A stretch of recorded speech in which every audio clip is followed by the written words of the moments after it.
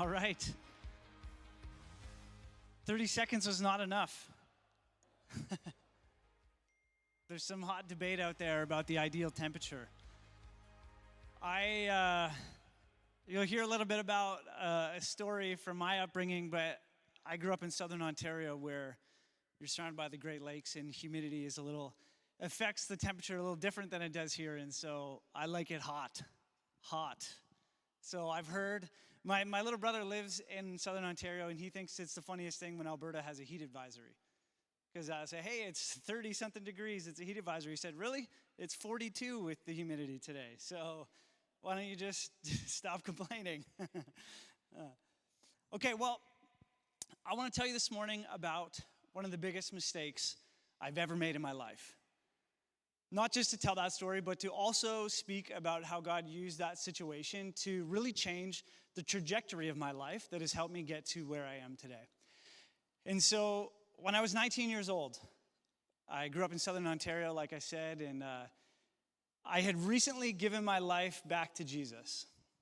I grew up in a Christian home and loved the Lord and loved the church, and through some life events, went through a season of life where I wasn't mad at God, but I certainly wasn't interested in living for him.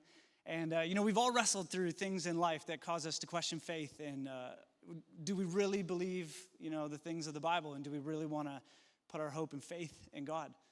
And so I wrestled for a while, and I came to this moment where I said, God, I'm tired of running from what is true, and I want to give my life to you. And so I was doing my best to do that as a 19-year-old. I was doing all the things that I thought I should do, right? I was reading my Bible as much as I could. I was showing up to church, trying to get involved, trying to get plugged in, trying to point my life in a direction toward Jesus the best I knew how. But I had a big problem. My big challenge was that I had not a single friend who was on the same journey I was. I was the only one in my friend circle. No one else was trying to follow Jesus but me. And that made things really, really challenging. When you're the only one who's trying to do anything, it's hard, isn't it? It's hard. And so at the same time, I was out of school and I was working with a friend of mine for his family company doing asphalt paving. Asphalt paving in the heat of a southern Ontario summer. Asphalt pours fresh around 300 degrees. and then you are working in that in 35 plus temperatures. It was hot. It was hard work. And so we spent our days doing that. As a 19-year-old, it's kind of just, it's what you do as you're finding your way. And on one in particular hot summer Friday afternoon, we finished work and we're ready for the weekend. And a couple of friends of mine, invite me to join them on a little trip to a lake town, just an hour and a half or so away. It was one of those places where in the winter, not a lot happening, but in the summer, it was a nonstop party on the beach. And so because I had nothing better to do and I had no other friends doing anything else, I said, sure, I'll tag along and just kind of hang out. I'll just go. And as you can imagine, once you're there with a group of friends who like to party hard, certainly weren't trying to orient their life in a way that represented Jesus in any way. And we find ourselves on the beach in the sun and in that environment, and, maybe one drink wouldn't be so bad. And then one drink turns into a few drinks. And the afternoon turns into evening, which turns into more and more into the night. And the festivities continue. The festivities continue and they don't stop. Afternoon to evening, evening into night, night into the early morning. And by the end of the night, I find myself in the back of a police car on the way to the station. Bad decisions led to worse decisions, which led to worse decisions, which came to a point where I was sitting there saying, what in the world have I done? What have I done? I felt like any progress I had made in life had just been wiped away. Any opportunity I've had to represent Jesus had just been ruined because of my actions. These are the thoughts I was thinking, the things going through my mind. I felt horrible. I felt so bad. And I wonder if you have ever made a decision based on the influence of others that maybe you wish you could have done different. Now, maybe your decision didn't involve law enforcement and handcuffs. Maybe it did. I don't know. That's maybe a story for another day. But maybe your situation was just something like treating someone a certain way just because that's how everybody was treating them. Or maybe you took something when no one was looking because they said you'd never get caught. Or maybe you made a purchase and overextended yourself financially just because you were trying to keep up appearances with the people around you. Maybe you cut some corners at work because that's how everybody seems to get ahead. Or maybe you live in Edmonton and you've been convinced to cheer for an unnamed specific hockey team that just can't seem to figure it out. And you're just wondering why I've let myself be influenced this way. Thankfully, we are not the first people in history who have had to wrestle with the cause and effect of the people we surround ourselves with. We're not the first people who have had to wrestle with these things, these ideas. Who we spend time with, who is influencing us, and who are we influencing? And God actually has some really great advice about this in the Bible, and we're going to look at some of that today and how God has worked that out in my life in a redemptive way. See, what I discovered is that out of one of the worst decisions of my life, clearly one of the not smartest things I've ever done, came one of the best pieces of advice that literally changed how I went about my daily life and set me on a new path to where I am today. And this advice came from a guy named Solomon. Solomon, you may know him as King Solomon, one of the wisest men who ever lived, former king of Israel, credited as being the wisest who ever lived, at least for a time he was. Credited as speaking or curating over 3,000 proverbs, many recorded in the Bible, another 1,000 songs. He's kind of the face of wisdom literature in the Bible, certainly not the only author of it. But when we think about the wisdom literature of the scripture, we often think about Solomon and his proverbs and the thing he shared and what he's known for. And he taught me something very important in this low season of my life that has stuck with me ever since. Something very, very valuable. See, I didn't quite finish my story. We ended in a low spot, in handcuffs on the way to the police station. I'm not laughing because it's a funny thing. It's just, it wasn't a wise decision. What I found is that very early the next morning, very early, I was released and free to go. After a lot of uncomfortable conversations and situations, we made our way home safe. Miraculously, kind of, to be honest. No further punishment, nothing on my record. Maybe the details of those events are a story for another time. But I remember finding myself walking into my house, into my parents' house, feeling about as bad as I could for myself. Just kind of really becoming aware of what I had done, the decisions I'd made. And, in the moment, you never think anything bad is going to happen, and then you reflect back on it and you realize, wow, that was pretty close to being pretty serious, wasn't it? I was embarrassed and I was ashamed. I was angry at those friends for putting me in a situation I should have never been in, but really I was angry at myself because I made the choice to be there. And I remember sitting on the edge of my bed, disoriented, asking questions, and I reached for my Bible because I didn't totally know what I was looking for, but I knew that I really needed God in a desperate way. And I sat on the edge of my bed and I just flipped open my Bible. I have it bookmarked today, but in that moment, I just flipped it open. Not really sure what I was looking for, not sure what I might find, but knowing that there were words of life and hope in here, and I needed a little bit of that hope. Not a practice I generally recommend. Usually we could put a little more thought and wisdom into where we look and what we read. But this morning, it was kind of a desperate time, so I just flipped it open. I flipped it open, and I put my finger down, and I started reading. And I want to read to you what I read in those first moments. It's found in Proverbs chapter 13, verses 20 and 21. These are the words. Walk with the wise and become wise. Associate with fools and get in trouble. Trouble chases sinners while blessings reward the righteous. I kid you not, I did not write this story out. Those were the first words I read. In this low moment, I open my Bible and I read, if you spend time with wise people, you will become like those wise people. But if you spend time with fools, you will get in trouble. And if you ever needed a flashing billboard sign from God to point you in a direction, I had that moment. Here it is. I was feeling so bad about myself. Not even exactly sure what I was looking for in the Bible, probably expecting something a little more harsh and corrective. Some truth about the reality of how broken humanity is and how we all fall short of the glory of God. In my heart, I was probably hoping to find the embrace of our loving Father, and I'd be reminded of his everlasting love. And what I found really was probably both. It was both of those sentiments wrapped up in really practical, good for everyday life wisdom. I didn't know what I was looking for, but what I found was wisdom. I found wisdom. The ESV Study Bible describes the purpose of the book of Proverbs like this: to describe and instill wisdom in God's people, a wisdom that is found in the fear of the Lord. Pastor Kevin talked about that last week, the fear of the Lord, and that works out our covenant life in practical details in everyday situations and relationships. And I love how it's phrased so much, that the book of Proverbs is God's wisdom that makes a difference in our everyday lives. It's such a practical how-to.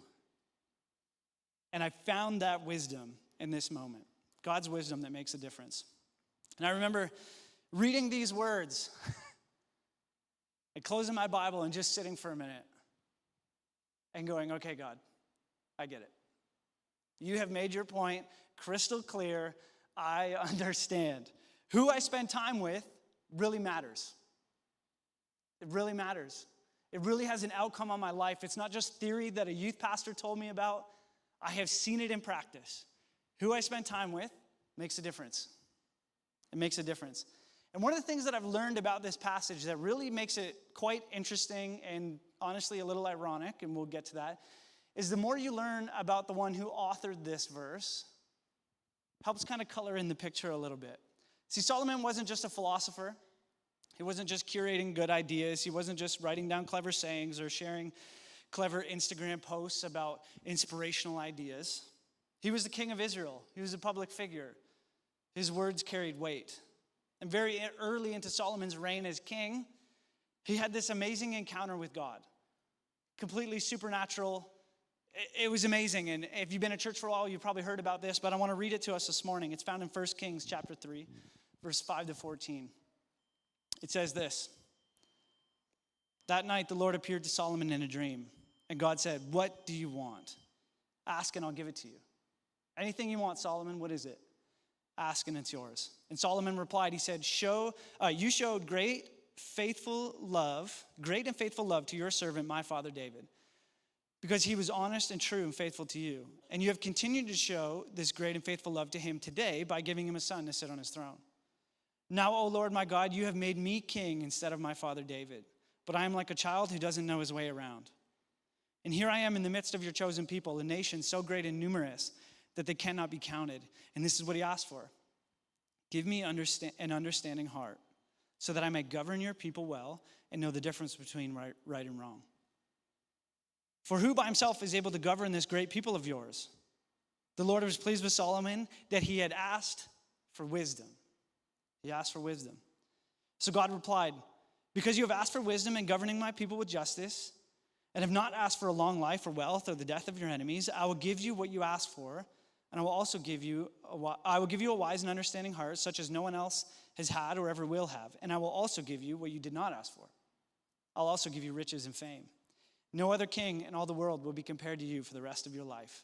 And if you follow and obey my decrees and my commands, as your father David did, I will give you a long life. It's beautiful that when God handed Solomon a blank check and said, what is it that you want? Name it, and it's yours. He asked for wisdom. He asked that he would be a wise king to rule his people. He did amazing things.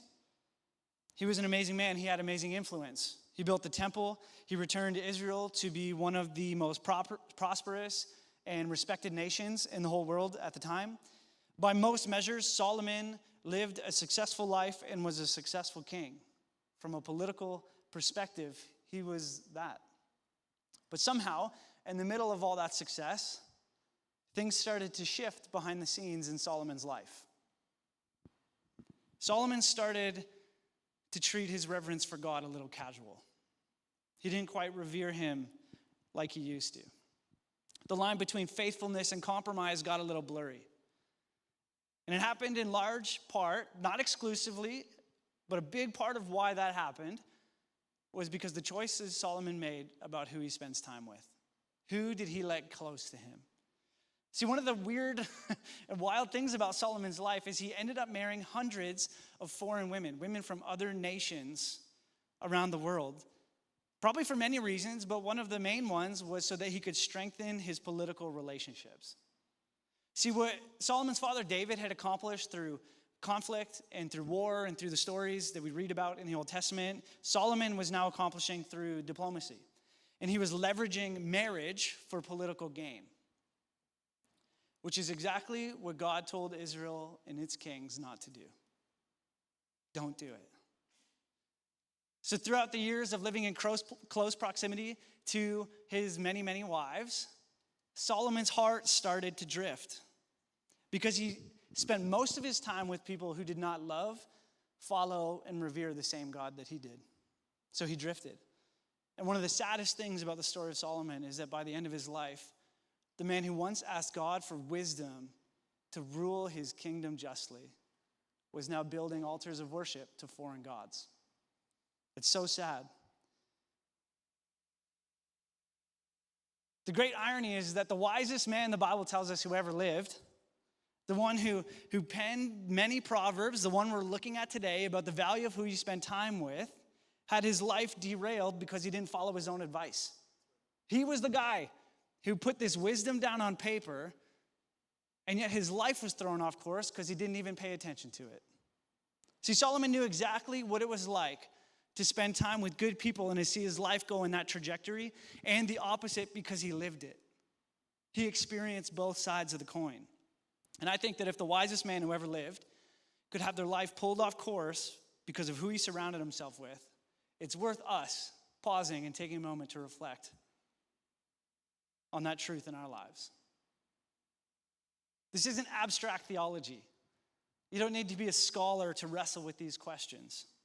It's practical, it's everyday life. The reality of who you let close to you will have an influence on where you end up. It actually has an effect on the outcome of your life. When we get into the original languages, there's a little bit I want to talk about. It says, in the phrase that says walk with, if you walk with the wise, you become wise. Walk with has this really clear implication. It implies consistency. It's not just an occasional casual stroll that they're talking about. It's not just, waving at a neighbor as you drive by. It is intentional. It is a daily routine. It is painting a picture of the people that you spend the most time with, the people whose voice is in your ear the most. It refers to those voices you hear your most, like I said. Solomon isn't warning us about strangers. He's warning us about the inner circle. Who do you really let close to you? Who truly has influence in your life? And I want to mention something, that for some of us, maybe depending on the generation you find yourself in, those voices of influence might not just be the people sitting next to you. They might be the voices you turn to online most consistently. It might be that person on TikTok that you look to and you're allowing them to shape your worldview and you didn't even realize it. Whose voice are you listening to the most? Notice the structure of this proverb. It's kind of built on contrast. In the beginning, we have walk with the wise and become wise. Hey, if you spend time with people who are wise, it's going to rub off on you, and you too will at least appear to be wise. But in contrast to that, if you walk with fools, you will suffer harm. He's saying that influence is a two-way street, and we're all on it. We're all on it, and we're all being influenced, either towards wisdom in life or towards harm. Verse 21 says that trouble chases sinners. And this is a persistent, unrelenting pursuit. It is not random misfortune. It's not happenstance. It is cause and effect. Trouble chases sinners. All this directional language is very intentional because it teaches us that the people that we walk closest to has an effect and an influence on where we end up in life. It actually matters who we spend time with. It shows us that we actually have some say in the direction of our life. Certainly not in every event and not in every outcome. We don't get to pick and choose. But there's this general overarching idea that if you spend time with people who are going through life in a certain direction, you too likely will end up going in that direction. And so the deeper wisdom is that if you choose to surround yourself with people who are following Jesus to the best of their ability, not perfect, don't have all the answers to all the questions, but are headed in that direction, it is likely that you too will pursue Jesus. But in contrast, likewise, if your inner circle spends their life committed to the pursuit of the things of the world, of whatever that might be, acquiring wealth, climbing the corporate ladder, the dream car, that guy or that girl's attention, social status, whatever the thing, you too likely will find yourself pursuing those things. It matters who you spend time with. Who you are isn't just company, it's influence. And influence is never neutral. It's either shaping us toward wisdom or toward harm. It's shaping us consistently, day after day, moment after moment, in one of those two directions. Who you spend your time with matters. And so I wonder, Southside, who's influencing you? And also, who might you be influencing? What is your life communicating? See, if you want to grow, it's not rocket science, easy for you to say. Spend time with people who want to grow. Spend time with people who are further down the path of life and faith than you. That's actually what we call discipleship. Discipleship. Author John Mark Comer frames it with the language of apprenticeship in his book, Following the Way. And I love this language of apprenticeship because discipleship, I find sometimes, is a bit of a foreign word, right? If you grew up in church, you probably heard it, but it's hard to kind of put your finger on what exactly it is. How do you define it? How do I do discipleship in everyday life? But when we think about apprenticeship, because of the culture we live in, it's actually this beautiful picture, and likely we understand what that means, that we are apprentices of Jesus. Jesus is the ultimate standard. He is the target that we're aiming for, and we're all in pursuit of him. And one of the ways that we get to move towards that target, towards the goal of being like Jesus, is by spending time with those who are wiser and further down the road of life and faith than we are. I've heard it framed like this: to live your life with a hand up and a hand down. If you find yourself in the middle and you are reaching up to someone who is further down the road of life than you, someone who has experienced things in a different way, they have perspective that you don't have. Who are you reaching up to say, I want to be like you. I want the wisdom that you carry. I want to know what you know. And then who are you reaching down to? Who maybe in your life is not quite where you're at in life. Maybe they're just younger, they're newer to faith, or whatever the case may be, and you're reaching down and saying, hey, come on up here.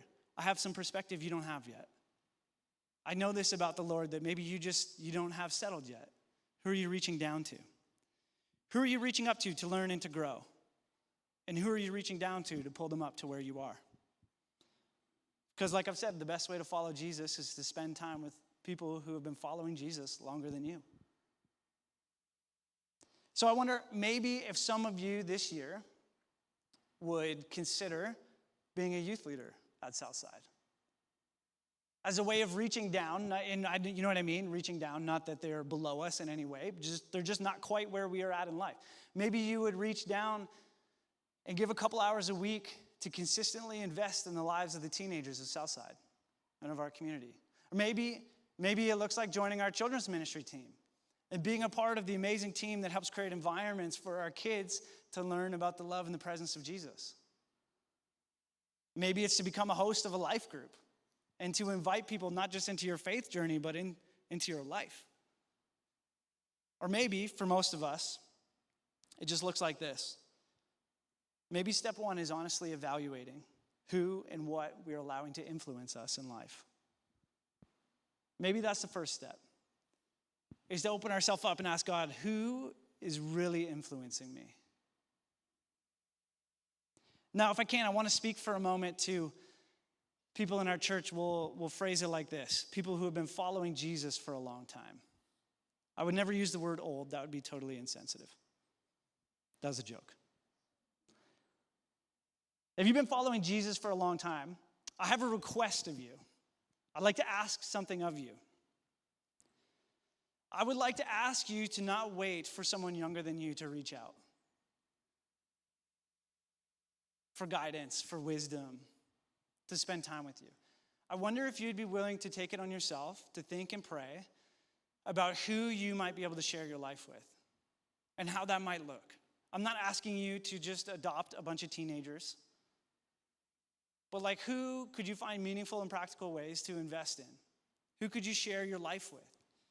And why I'm asking this of you is because we are aware that you have a wealth of wisdom and perspective that younger people just don't have. We just haven't gone through the seasons of life.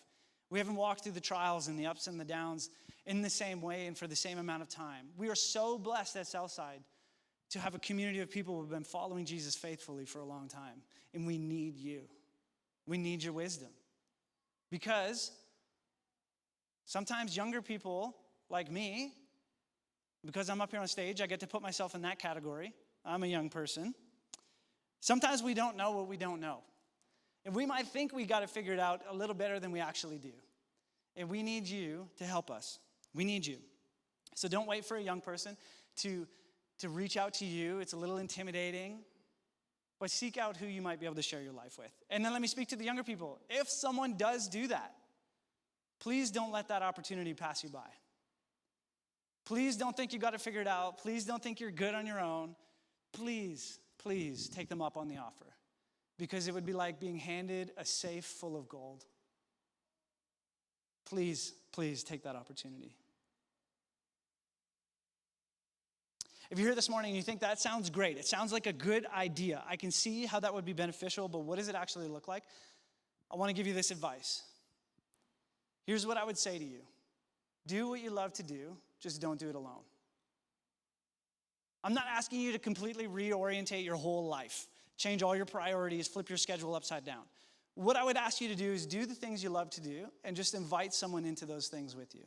So if you love a good cup of coffee and checking out cafes around the city, just go and do that and invite someone to join you.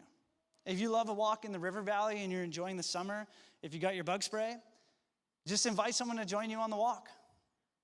If you love playing ball hockey on Tuesday nights in the gym, invite your neighbor to join you. If you love doing a puzzle at the kitchen table, pray about someone who might have a lot of patience and then invite them to join you and do the puzzle. If you like taking your kids to the park, invite the neighbors to come in with you. If you like watching that team every fall who drives us all crazy in the city of Edmonton, just go watch the game and invite someone with you. Just invite people into your life. This has made all the difference for me. This has made all the difference for me.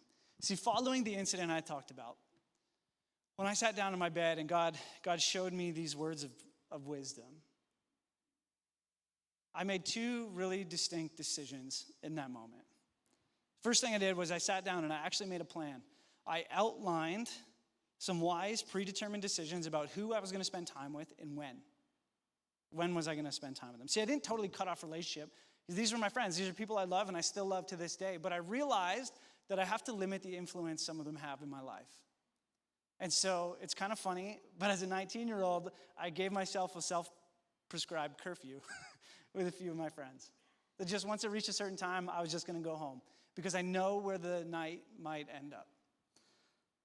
Okay, the second thing I did, and this is really important, is I prayed for godly friends because I had none. And so I prayed for good people in my life. And here's what happened.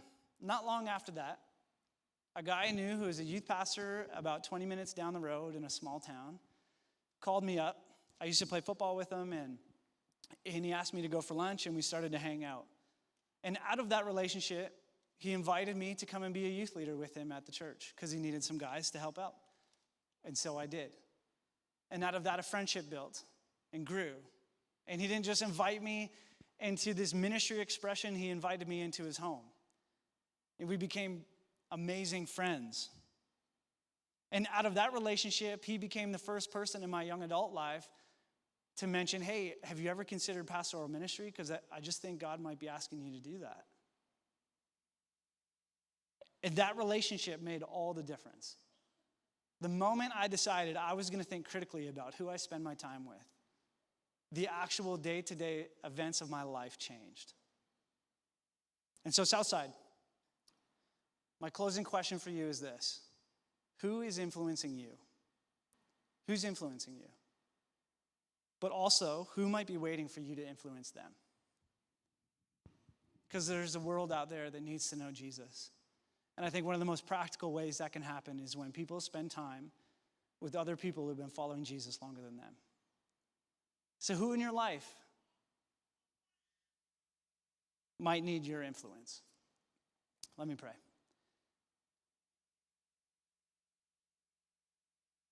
God, we thank you for this morning. We thank you for your word. We thank you that we go through some crazy things in life, and then you have a way of working them for our good.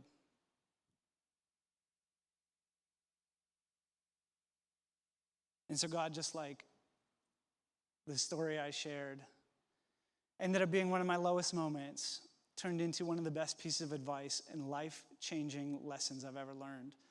I pray that you would do the same in those who are open to it today.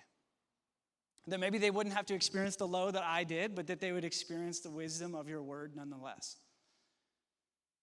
God, I pray that you would highlight to people if there is a person or a thing that is influencing them in a way that shouldn't be influencing them that much, that you would show them and give them the courage to do something about it. And also, God, if there are people in any of our lives who need to know you, would you put it on our heart? Would you give us this burden to be present and to share our lives with them?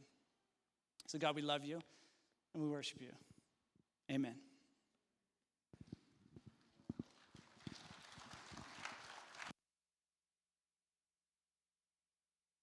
Thank you, Pastor Devan. Such an incredibly practical word for us this morning. I see it time and time again. The men and women that have shaped me, I know that I would not be the man, the father, the pastor I am without the influence of so many key individuals. Iron sharpens iron.